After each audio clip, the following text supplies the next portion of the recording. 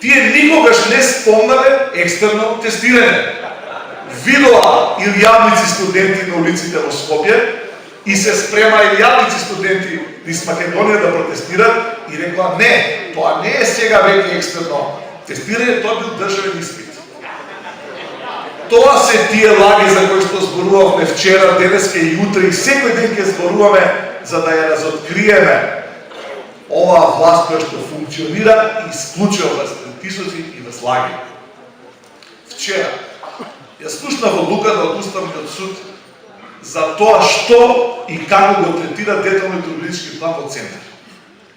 11 гласа за, 11 гласа против, јасни аргументи, што направи Уставниот суд со јасна повредена уставност, се прогласи за ненадлежен.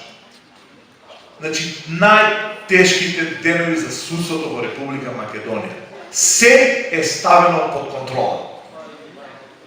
И сега кога, како граѓани, ако порано сме се прашувале како да го преживееме месецот, денеска се прашуваме како денот да го преживееме, излегува еден пратеник од ВМРО да помени и вели чекайте, во Република Македонија со 100 евра може да се живее прекрасно.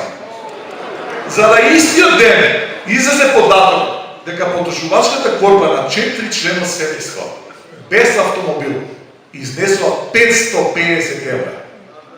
Нивни податоци, не наши.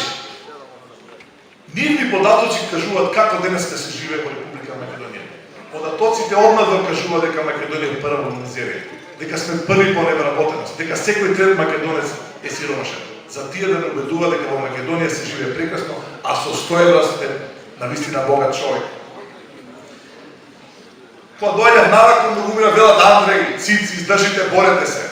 Вчера добив казна од 2000 евра.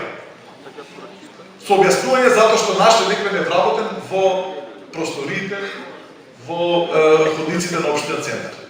Сега треба да се полни испразнетиот државен буџет.